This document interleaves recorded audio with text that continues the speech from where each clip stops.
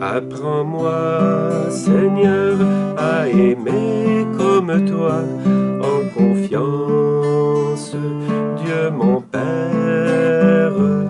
Apprends-moi, Seigneur, à aimer comme toi, tous mes frères que tu aimes. Accueille en toi le don de l'Esprit, il est ta force d'aimer. En Marie, il te prend sous son ombre, façonne en toi l'amour miséricorde. Apprends-moi, Seigneur, à aimer comme toi, en confiance, Dieu mon Père. Apprends-moi, Seigneur, à aimer comme toi, tous mes frères que tu aimes.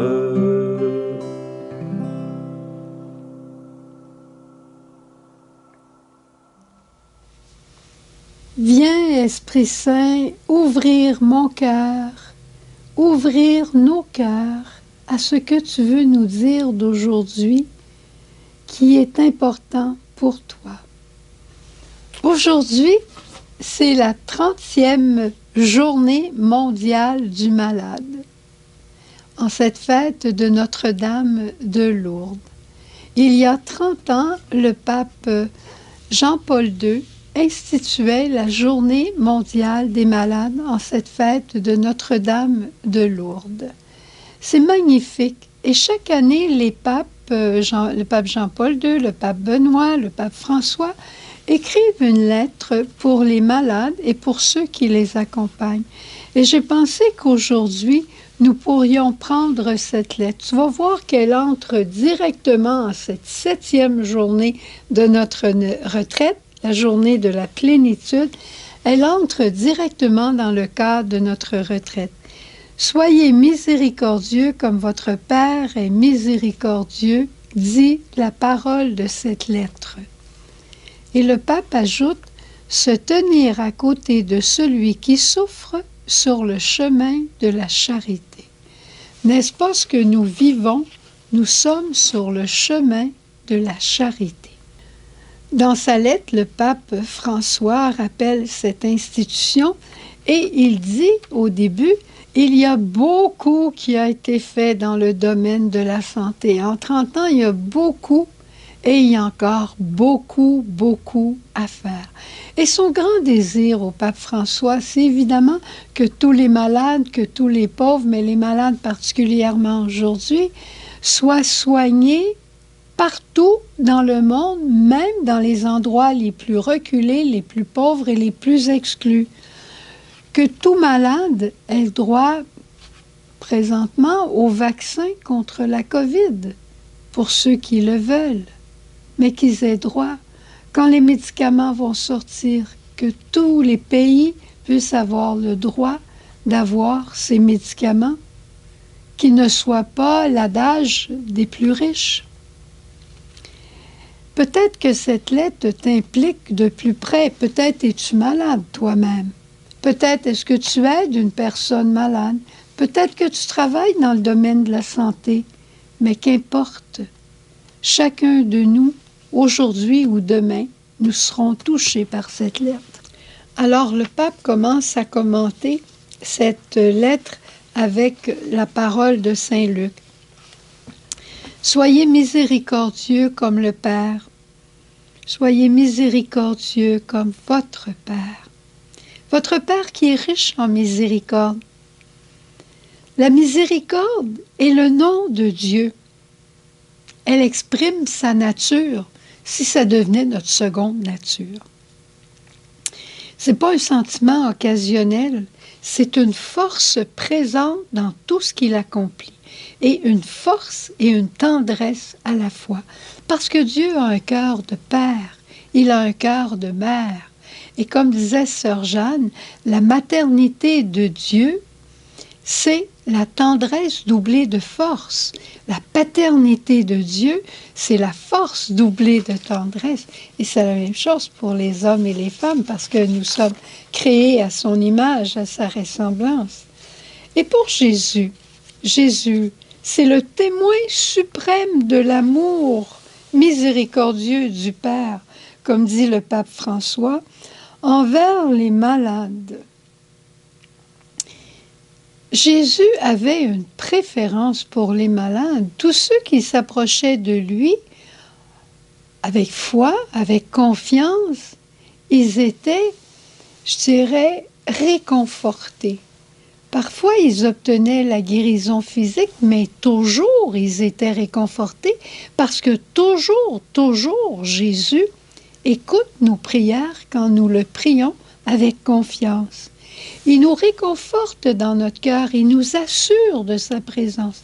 Quand on est malade, qu'est-ce qu'on a le plus besoin, sinon d'une personne qui est là, à nos côtés, qui nous tient la main, qui nous écoute. Pas une personne qui nous raconte toutes sortes de choses, une personne qui nous écoute. Parfois, quand on propose à quelqu'un, va donc visiter telle personne, elle est malade. Mais qu'est-ce que tu veux que je lui dise? Tu n'as rien à lui dire. Fais simplement l'écouter. Mais elle est en phase terminale, je ne peux pas l'encourager. Oui, tu peux l'encourager. Ta présence va l'encourager. Cette personne-là fait de l'Alzheimer. Elle ne sait même pas que je suis là. Elle ne le sait pas dans sa tête. Mais il y a quelque chose au fond de son âme qui est là et qui est toujours vivant, même si son intelligence, sa mémoire, son raisonnement ne fonctionnent pas. Il y a quelque chose en ta présence humaine qui est un plus pour cette personne. Ce n'est pas ce que tu fais nécessairement pour le malade qui est si important, c'est qui tu es pour le malade qui est si important.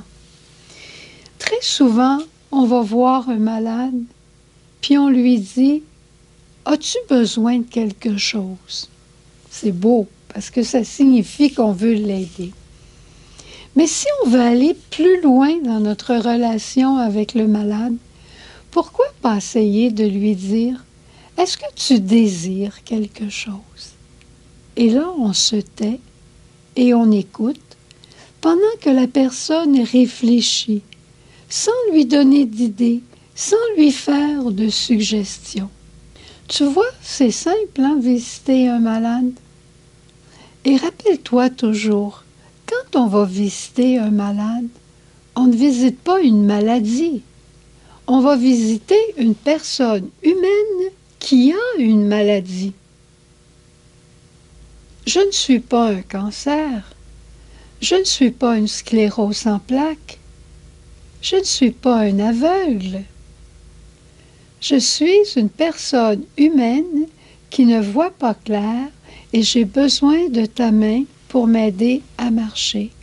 Je suis une personne avec un cancer et je suis une personne avec un cancer et j'ai besoin que tu parles à mon âme d'espérance. Je suis une personne humaine. Et c'est ça que le pape rappelle dans sa lettre quand il dit « Il ne faut pas oublier la singularité de chaque malade avec sa dignité et sa fragilité. Le malade est toujours plus important que sa maladie et c'est pourquoi toute approche thérapeutique ne doit pas négliger l'écoute du patient, son histoire, ses angoisses et ses peurs. Même lorsqu'il n'est pas possible de guérir, il est toujours possible de soigner. Il est toujours possible de consoler. Il est possible de faire sentir une proximité qui manifeste de l'intérêt davantage pour la personne que pour sa pathologie. Aimes-tu ça? Moi, j'aime beaucoup ça. Alors, le pape termine en remerciant tous les instituts, tous ceux qui travaillent auprès des malades. Et ce ne sont pas que les personnes les médecins, les infirmières, les inalos, toutes les formes de spécialité sont super importantes. Mais la personne qui fait, je me souviens, mon frère me disait il n'y a pas longtemps, la personne, la dame qui venait vider les poubelles et faire le ménage dans sa chambre, j'étais tellement content de la rencontrer à tous les jours.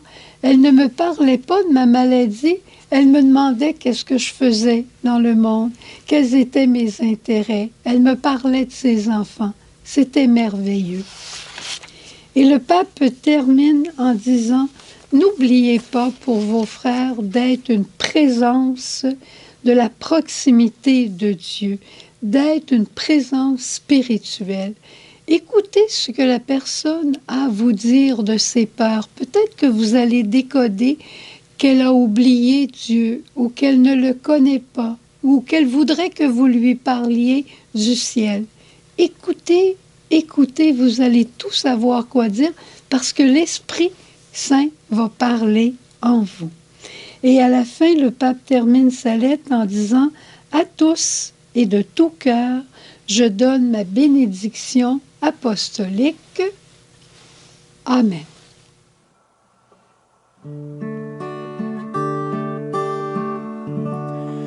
Bienheureux vous les petits, car le royaume de mon Père est à vous. Bienheureux tous ceux qui vous ressemblent.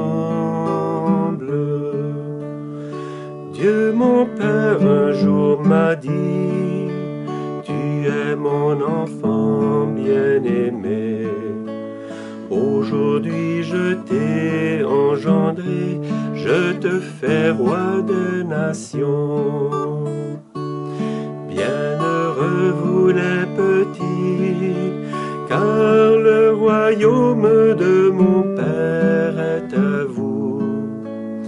Bienheureux tous ceux qui vous ressemblent.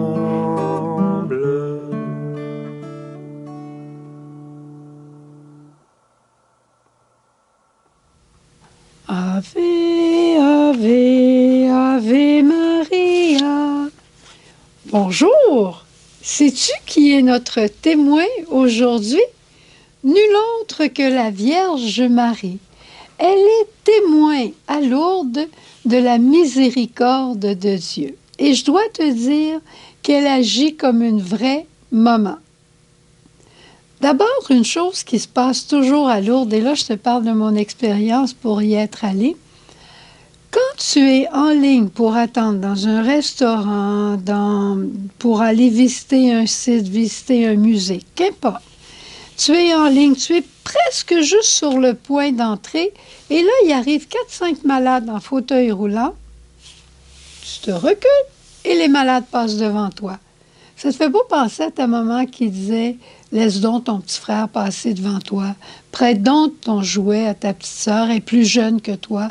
Donne-lui de la place, c'est les malades aujourd'hui, on va s'en occuper. » Un vrai cœur de mère.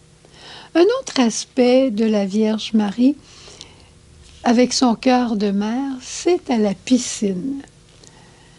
La piscine, c'est comme si Marie nous enveloppait dans ses bras. Les malades vont à la piscine. Tout le monde va à la piscine. Tout le monde va se plonger dans cette eau miraculeuse, je dirais. Et il y en a qui sortent guéris. Il y en a qui sortent de bonne humeur. Mais tout le monde sort réconforté. Quand on va dans les bras de sa maman, tout le monde est réconforté. Un autre aspect aussi d'un cœur de mère qui lui tient à cœur, c'est de voir ses enfants heureux ensemble. Je crois que je n'ai jamais vu autant de sourires dans un sanctuaire que j'en ai vu à Lourdes. Et je te l'ai déjà raconté, un moment qui m'avait beaucoup frappé, il y avait beaucoup de malades, c'était une journée d'onction des malades, il y avait beaucoup de malades sur les lits et les malades se croisaient. Un malade allait par là, un autre malade allait par là, puis tout d'un coup, quand ils arrivaient côte à côte, « Hey, salut! » Puis un disait à l'autre, comment vas-tu? Hey, ça va bien, toi, comment ça va? Ça va bien, c'est toujours pareil, ça va bien. C'est incroyable. C'est incroyable. On s'arrête, on est arrêté un temps pour, je ne sais pas pourquoi, on est arrêté, on ne peut pas avancer, il y a une personne sur un lit, qu'est-ce qu'on fait? On s'approche, on lui parle, bonjour, bonjour, hey, je te souhaite un beau pèlerinage, je te souhaite une rencontre avec la Vierge Marie, on ne parle pas juste de la maladie, c'est ça que la Vierge veut, qu'on puisse se parler comme des frères, laisser la place à celui qui a le plus besoin, mais toujours prendre sa place sur le cœur de Marie. Alors, c'est le simple témoignage que je voulais te laisser. Et si tu es chez toi aujourd'hui, que tu ne peux pas aller à Lourdes, demande à la Vierge Marie de te prendre sur son cœur. Demande-lui de mettre dans ta bouche les paroles pour parler aux gens que tu rencontres à tous les jours et parfois, tu ne sais pas quoi leur dire. Et demande-lui aussi la patience pour que tu puisses laisser passer les autres avant toi, même si c'était ton tour. Au revoir, à demain.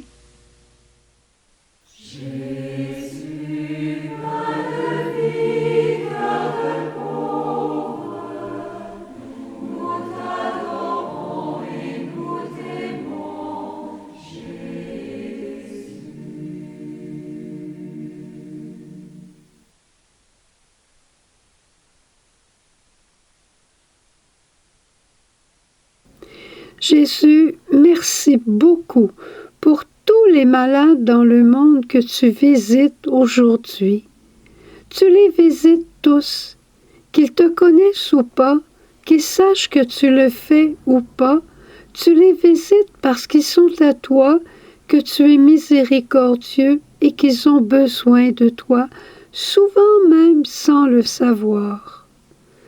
Jésus, n'oublie pas tous les miens, tous ceux que je te recommande régulièrement, et merci de rendre mon cœur semblable au tien. Fais de moi, Jésus, l'instrument de ta miséricorde auprès de mes frères et sœurs, et que je puisse, comme toi, les écouter avec ton cœur. Amen.